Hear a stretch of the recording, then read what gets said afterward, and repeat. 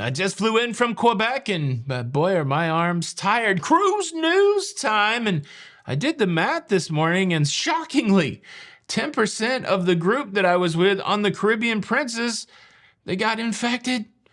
They got infected also. Norwegian Cruise Line is bringing a popular game show to one of their cruise ships, and there's an interesting thought process going around in the cruise blogosphere that has been called unnecessary and worthless by the people having the thought exercise. So I thought I would take that unnecessary and worthless to the next level. Could we live on cruise ships in the event of a nuclear holocaust or a zombie apocalypse? If the land on which we live becomes uninhabitable, could cruise ships become the newest Noah's Ark? Yeah, that's the worthless thought process. Cruise news and my views. Let's talk about it.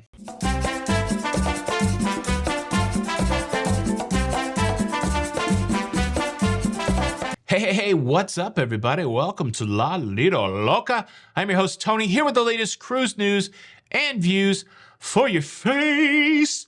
For your face on Saturday, the 30th of September, 2023. And I made it back from Canada. I was able to leave Canada. I flew through Newark, New Jersey, which made me think there was a second Noah's Ark coming.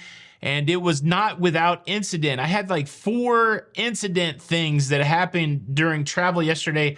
I'll share that with you after the cruise news. Let's talk about the cruise news. 10% of my group got infected. There were 112 people in Don's group cruise. I don't think that's counting like me and Don and Angelina and the people that were helping with the group cruise, but 112 passengers. And out of that 12 people, 10%, they got infected. Now, the reason I bring it up, I think everybody knows at this point that we are living with it here in 2023, but it's still an issue on cruise ships because cruise ships have a protocol, a procedure around what to do when people present and are tested positive for the virus.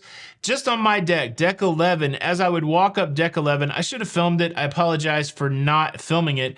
But the table that they use outside on the balcony, like imagine a little 4-legged metallic table with wooden slats in it. I'm sure if you've cruised, you've seen that.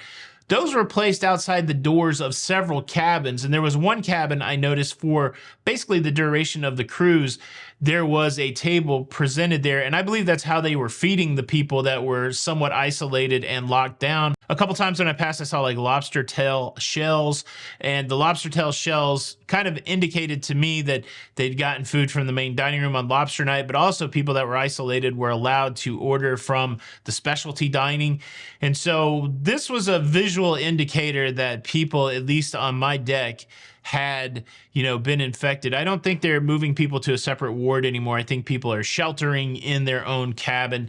And I talked to a lady at the airport yesterday that was a part of Don's group that was one of the earliest people, I think, to get shut down.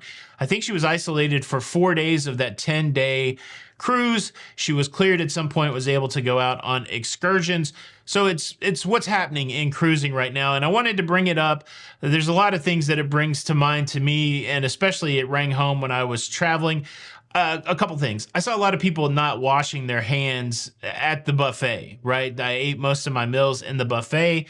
I lost weight on this cruise, which I'm very excited about. I will tell you about that on the Have to Lose channel. But so particularly I was in the buffet a lot because I had a lot of good, healthy selections there. But I would sit where I could see the hand washing station, and person after person blew by that and didn't wash their hands. Now, maybe they washed their hands somewhere else. I don't have any way to know that, but I know for sure people blew by that. I saw a guy yell at one of the crew members too. Maybe I'll talk about that at another time. But he yelled at a crew member for asking him to wash his hands, which I thought was ridiculous. And then several times when I was using the restroom, I would go to the restroom, I would wash my hands, and I would notice that other people weren't washing their hands. So one of the basic things that prevents you know, the spread of the virus, washing your hands. It still seems like people on cruise ships have amnesia when it comes to knowing to do that.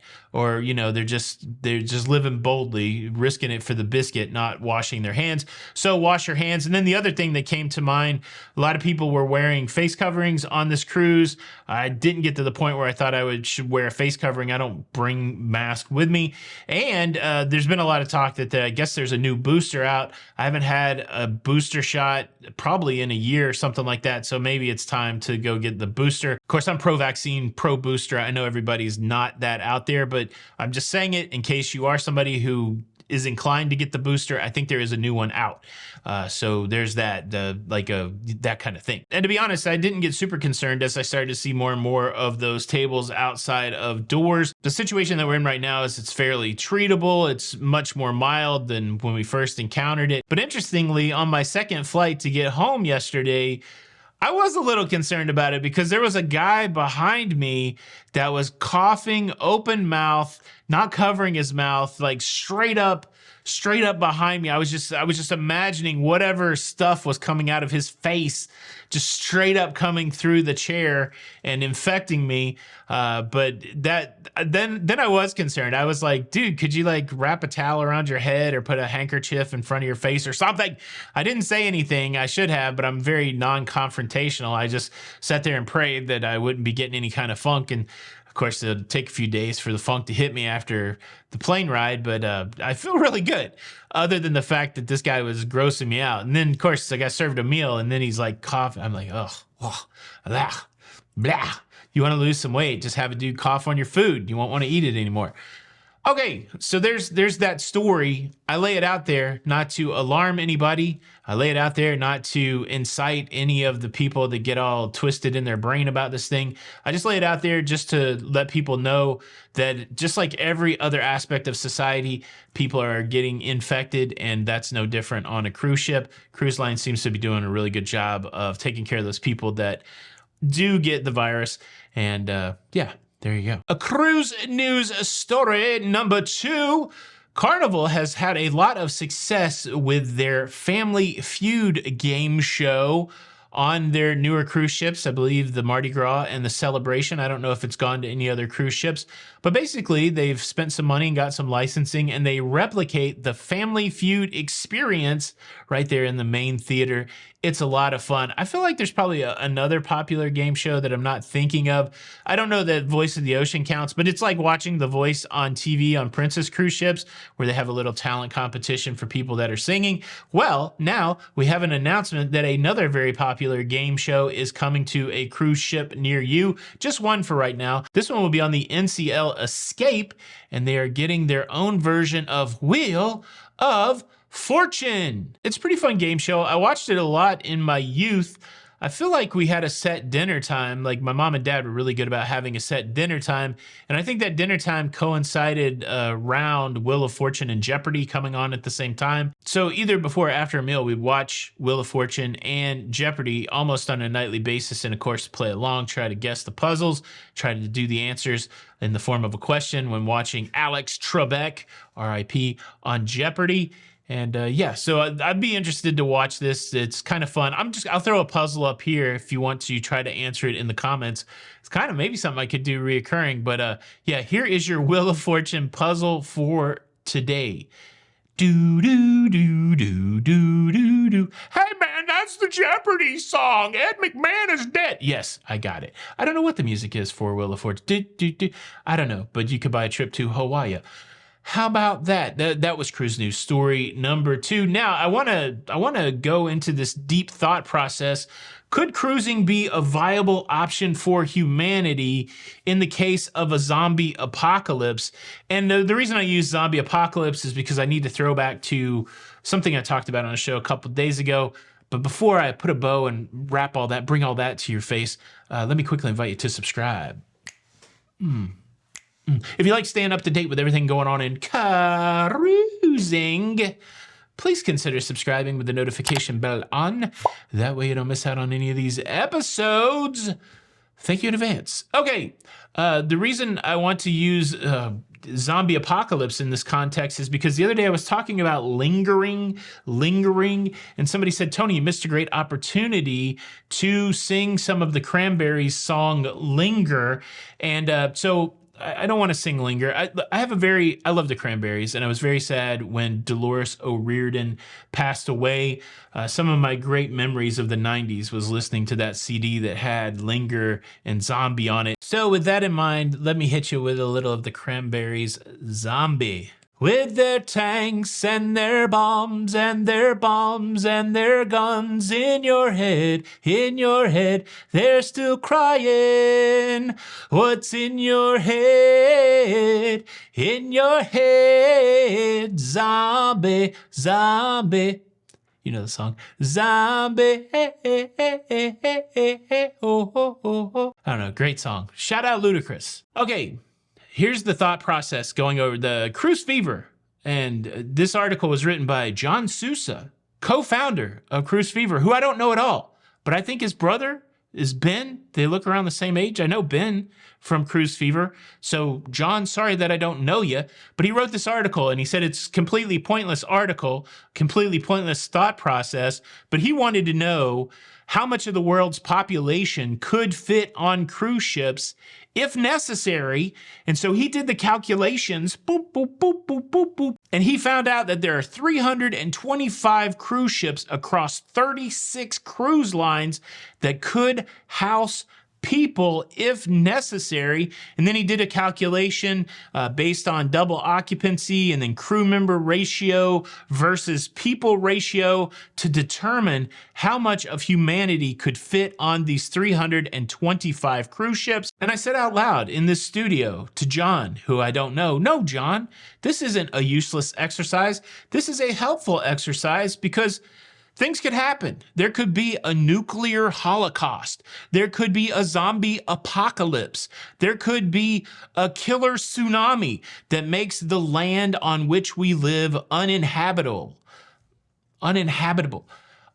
Say uninhabitable 3 times.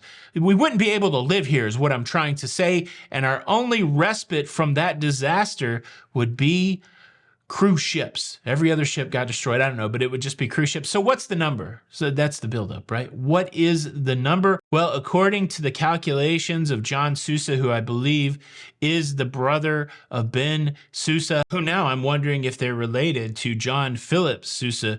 The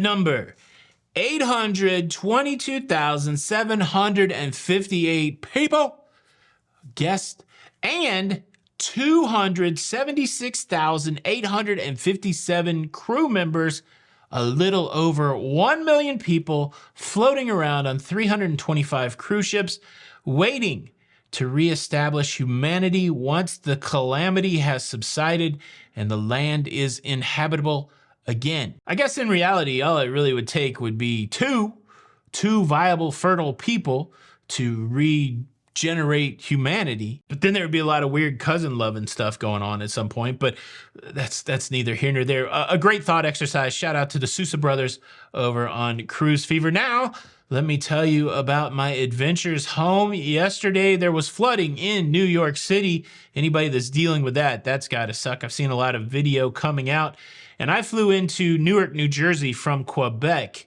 And so there was a lot of bad weather over there. So first and foremost, my flight from Quebec to Newark was delayed by about a half an hour. When we finally boarded the plane, we were told that the flight would be delayed further because they were waiting to get a wheels up time because of the traffic going into the New York City area, that the controllers there were being very specific about when planes could leave to fly into that airspace.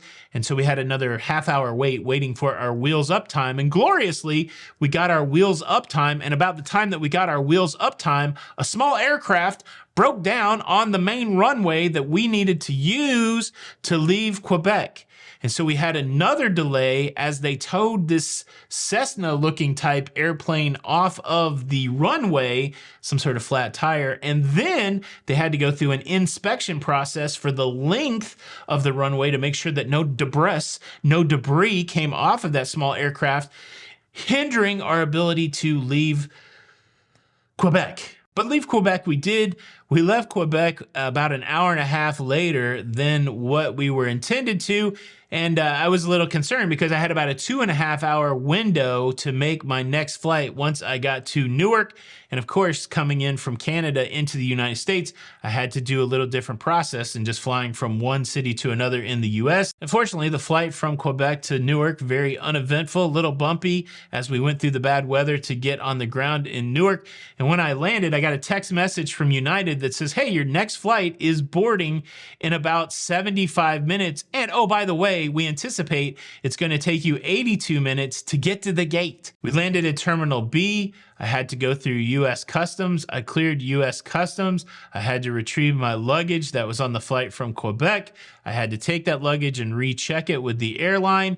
Then I had to take a train from Terminal B to Terminal C. And then once I arrived at Terminal C, I had the wonderful surprise realizing that I had to go through security again. I had options on this security. I had TSA PreCheck, but I was also Premier Select with United.